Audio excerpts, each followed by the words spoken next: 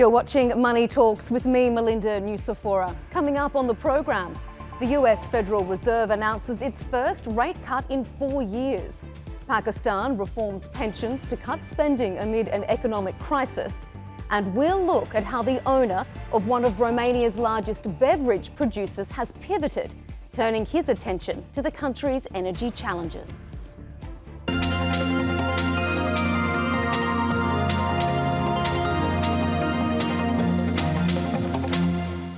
It's been an intense week of interest rate announcements across major economies. After a long period on hold, Hong Kong, Brazil and Indonesia have made significant moves this week.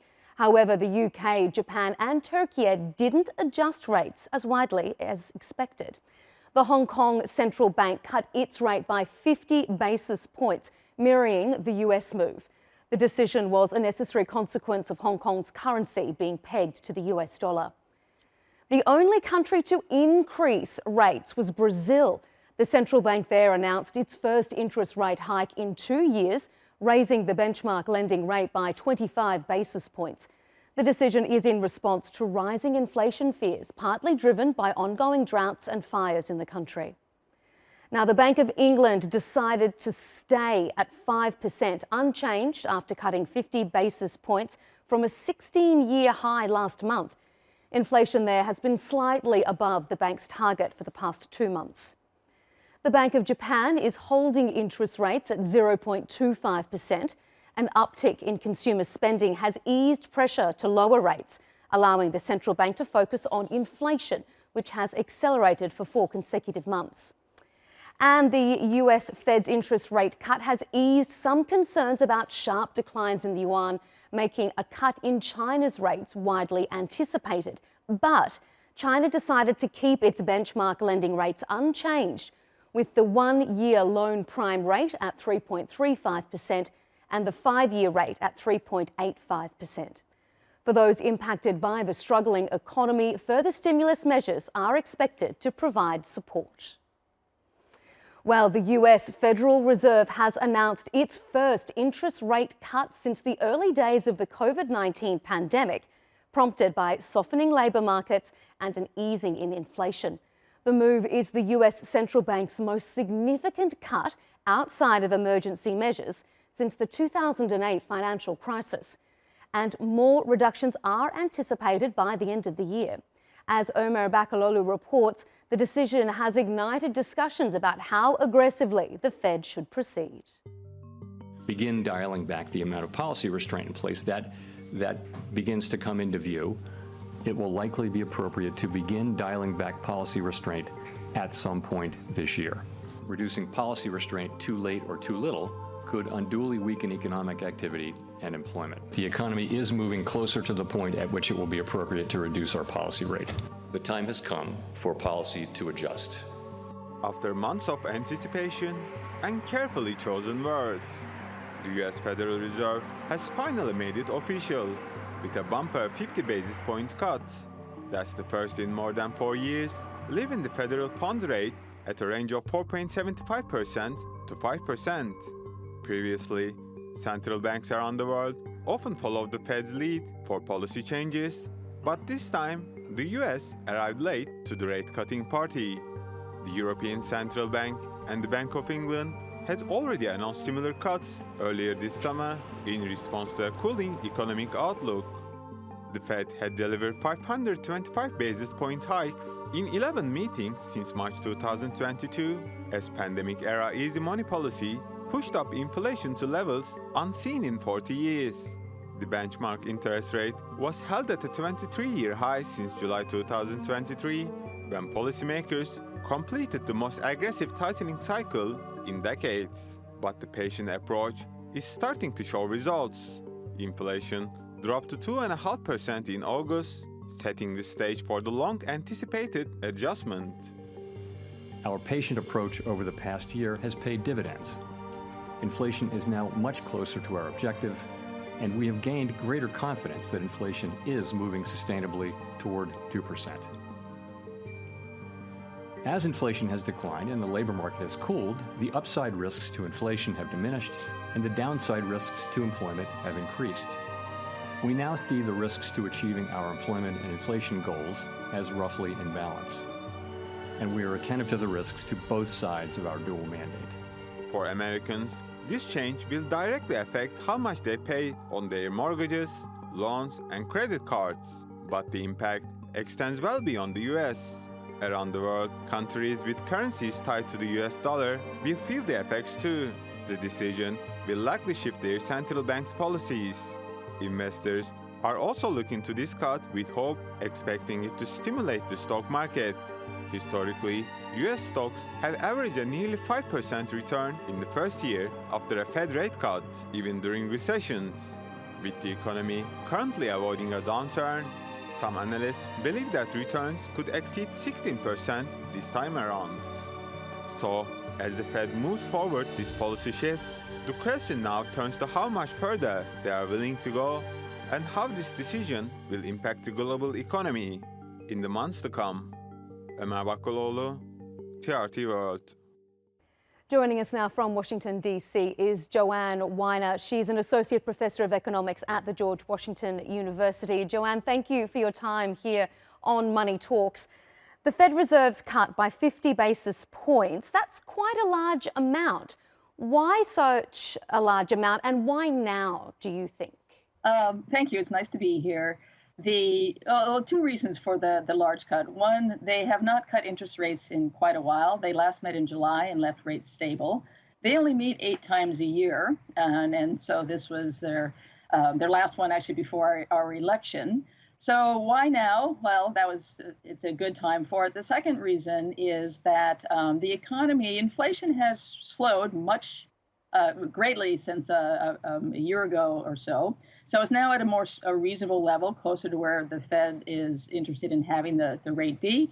And on the other side, employment has been a little bit weak in the job market. So cutting interest rates is going to spur consumer demand, lead companies to start hiring more to meet that demand. So they're reaching the balance between their goals of employment and inflation, balancing those two goals. So let's bring it back to sort of how it's going to impact the people so our audiences at home can get a sense of what this means. What do you think the likely impact is going to be on, say, the average US household? So interest rates do affect consumers in many, many ways. The most obvious one that are people facing now is the mortgage interest rate. They've been quite high, but they've been falling. It may take a while for the interest rate to pass through to lower mortgage rates, but that'll really help in people's borrowing costs for mortgages. Other things like credit cards and auto loans will also begin to come down. It won't do much in the area of student loans because many of those loans are at a fixed rate, so they won't be changing as their interest rate does. But in general, as people see interest rates going down, they're going to say, hey, I feel good about the economy. I can go out and I can refinance my mortgage or maybe borrow a little bit more to buy a home or a car. And so that's a good thing for U.S. consumers. Looking globally then, what impact do you think this is going to have on global markets, on other countries? We know that everyone looks to the US Fed for a bit of guidance. So that's a very good question. And the U.S. interest rate is, of course, not the only one that matters out there. But the other central banks, I know the European Central Bank did cut the rate in the Eurozone earlier this month. The Bank of England decided not to cut its rates recently, but they're still struggling with the impacts of having left the EU and Brexit a few years ago. Otherwise, interest rates in some countries like Japan and Switzerland have been really low for so long they really have their own issues at play there, especially in Japan. And so whereas the U.S. rate does get a lot of attention, it's not the only interest rate out there that matters across the globe. It is interesting. Joanne Winer out of DC, thank you so much. Thank you. Romania's energy and grain sectors are undergoing significant change, with declines in grain exports, a push for renewable energy and major investments in energy infrastructure. Romania is navigating a complex path to secure its economic future. Grain exports from Romania's Constanța port fell by 9.1% in the first 8 months of 2024 compared to the same period last year. A total of 20.18 million tons of grain were exported, which reduced Ukrainian grain deliveries, impacting overall flow. Constanța remains a crucial corridor for Ukrainian grain exports and fuel imports despite the decline. Romania aims to increase power plant capacity to over 32,000 megawatts by 2030, with 75% coming from renewable sources. The government rejected the EU's 41% recommendation, targeting 38.3% instead due to perceived feasibility concerns. Solar, wind installations, and nuclear energy will contribute to reaching this goal. Meanwhile, a private company, Electrica, is building a 70 megawatt-hour storage facility in Mureș County, investing $24 million to stabilize the energy system. The project is partially funded through the Resilience Facility, addressing critical energy imbalances in Romania. In a significant development, the Nawaf Salameh family acquired the Octogon Gas and Logistics Terminal in Constanța to strengthen Romania's energy security. This strategic move supports stable LPG supply and boosts Romania's resilience against market disruptions. The acquisition aligns with Romania's push for a more diversified and secure energy infrastructure. Well, joining us now from Bucharest is Nawaf Salameh. He's the president of the beverage giant Alexandron Group and founder of the Nawaf Salameh family office, which acquired the Octogon Gas and Logistics Terminal. Thank you so much for joining us here on Money Talks.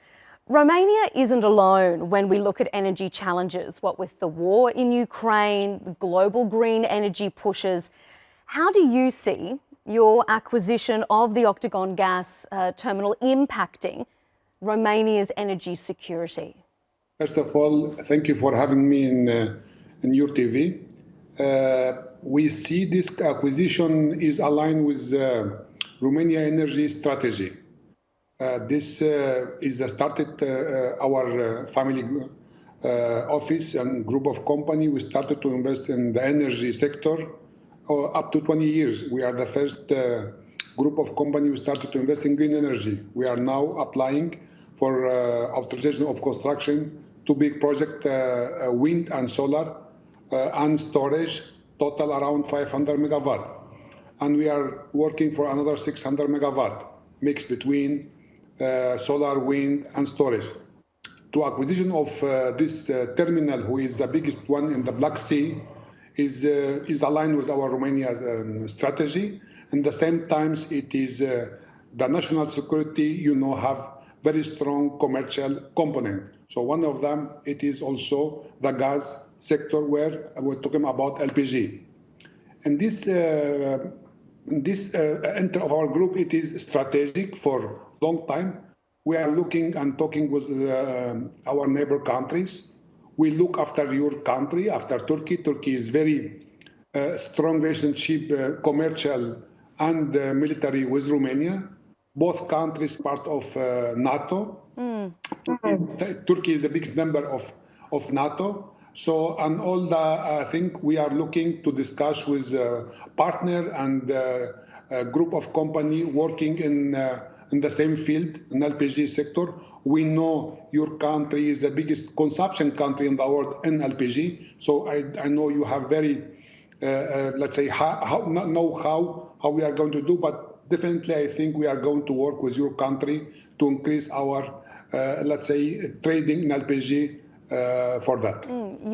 You're already talking ahead to my next question, and I appreciate that. The global significance of your acquisition of Romania's energy security in general. You've said in a previous interview that you are seeking to strengthen Romania's position as a reliable energy partner. So looking globally, and you've already mentioned Türkiye, so maybe with a view to other countries, how do you see Romania really strengthening its place in the global energy sector? Look, if we look after Romania, we in 2027, we will start the destruction the LNG gas from our Black Sea, our part on the Black Sea. So we will become independent, almost 100% in gas, and will be the unique country in all entire Europe to be independent in the consumption of the gas. maybe we can do also export of our LNG gas. And the same thing, at the same times, Romania, we have plenty of projects in green energy. We talk about solar, we talk about wind, but in the same times we have hydro energy, and our hydroelectric is the biggest company in entire Europe, with value up to 14 billion euro. And the same times we have our nuclear station, again, is very big. So total our strategy in the energy, I don't think we are multi-source of energy. But your country, for us, very important because you are consumption and the biggest consumption of LPG. So we are looking to work together with your country and to see what we can do together and to transfer Romania and the Black Sea part of Romania and Constanța and our terminal to become the biggest player in the LPG sector, regional, why not also globally. So half of the LPG of the trading, because your country is the biggest importer, so I don't think country of exporting LPG, but Romania, we are capable to export and also to use it internally. The Nawaf Salameh family group, as you mentioned earlier, already has interests in renewable energies. We know that Romania has decided to set its renewable energy target slightly lower than the EU's benchmark. Why do you think that is? I think this is happening from the discover or big capacity of our LNG resource in our Black Sea. For this reason, we slipped down. But you see, I think the consumption of the energy and the needed and the interconnection, European interconnection, and the needed of our neighbor countries where they have problem, talking about Moldova and Ukraine, I think maybe the next, let's say, few years, we'll go back and to pass the 38.3, the decision we take it now, because we are very, let's say, excited about started extraction our gas from the Black Sea.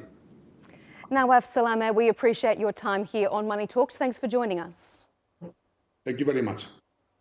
Well, Pakistan's new government is facing an economic crisis and in an effort to cut spending has reformed the pension sector.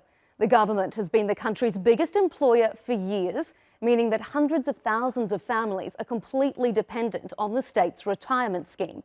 Now, with skyrocketing inflation, many say their pensions simply aren't enough. From Islamabad, Kamran Yusuf reports.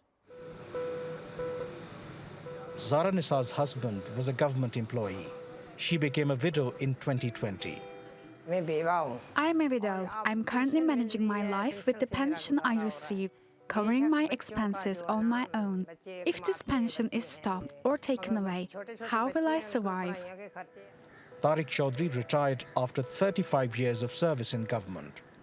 The 1973 Constitution of Pakistan has outlined pension matters in detail, and there is a formal system in place for those who work in government institutions. People dedicate their youth to these institutions, but due to the new pension reforms, government employees are under stress. The government says this unfunded pension scheme is not sustainable. It has introduced reforms to cut down its pension expenditure. Now, under the ordinary family pension scheme, family members will only be entitled to receive a pension for a maximum of 10 years after the death or ineligibility of the entitled spouse. Prior to this, entitled family members were receiving a pension throughout their lifetime. Similarly, anyone seeking early retirement will face major cuts in their pensions. This year's pension bill stands at $3.5 billion. It is Pakistan's fourth largest expenditure after interest payments, defense and development. Some call it a major economic black hole as the government funds the entire pension scheme. Authorities want to change that. They have introduced contributory pension schemes. This means new government employees will have to fund pensions. Economists believe the decision is necessary. The bill of paying to the retired people has exceeded actually the salary bill of existing state employees. It's actually 70% more than the existing payment which needs to be made to the government servants. So government is forced to do several steps in order to bring that expenditure under control. Pakistan is in the midst of economic crunch as it sets its eye on another International Monetary Fund bailout. One of the IMF conditions includes ending subsidies as well as reducing the pension bill. The new reforms will save up to $500 million over the course of next few years. That may not be enough, and the government may have to resort to more unpopular measures. Kamran Yusuf, TRT World, Islamabad. Amazon has announced a major shift in company policy, and it could spark a broader shake-up in the corporate world. From the 2nd of January next year, the US tech giant will scrap its hybrid work model and implement a mandatory 5-day return-to-work policy. Malik Fuad has more. The era of working from home, could it really be over? When the coronavirus pandemic hit the world in 2019, many businesses had moved quickly to remote working, making it the new gold standard. The percentage of employees working from home, also known as WFH, skyrocketed to 54% in 2020, a sharp increase from just 4% in 2019. But as the world returns to pre-pandemic days, so do businesses. A growing number of companies have recently scrapped WFH policies, including Meta, Dell, Walmart, PwC, Starbucks, and Disney. Now, Amazon has joined the list, calling its employees back to the office. In a letter to employees, Amazon CEO Andy Jassy addressed the change. Before the pandemic, it was not a given that folks could work remotely 2 days a week, and that will also be true moving forward. Our expectation is that people will be in the office outside of extenuating circumstances. But why this push for the office? For Amazon, the goal is clear: boost collaboration, spark innovation, and drive productivity. Stanford University study revealed many employees are less productive from home. And office work encourages collaboration and learning from colleagues, something Amazon hopes to see similar gains with this new policy. But not all employees are on board. Many are resisting the move to full-time office work. In May of last year, workers at Amazon Seattle headquarters staged a walkout protesting a return-to-office mandate. Fully remote work positions are quickly becoming a thing of the past. A recent survey from Resume Builder revealed that 9 in 10 companies are expected to have returned to the office by 2025. But the same report also highlights that 8 in 10 employers lost talented employees due to return-to-office mandates. And while Amazon is betting on in-person work, the debate over the future of work continues across industries.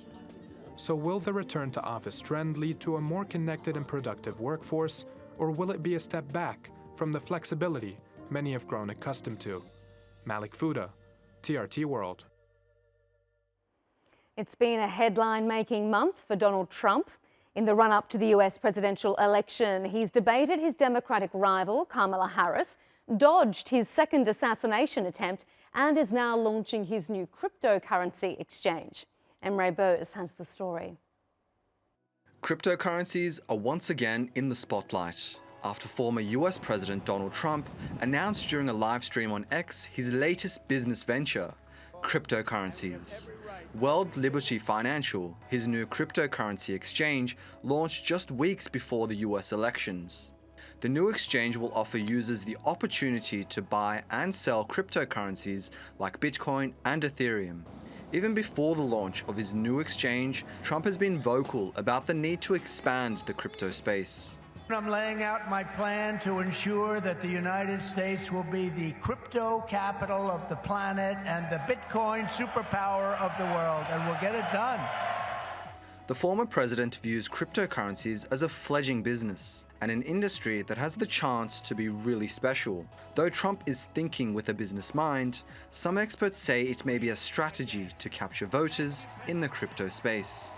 And in the past, he's criticized Vice President Kamala Harris over her party's increased regulation in the crypto space. We'll keep their hands off Bitcoin. They're going to keep their hands off crypto. They're going to let it grow. We're going to let it grow. A new poll by crypto exchange Gemini found that 73% of crypto owners in the US plan to look at a presidential candidate's position on crypto.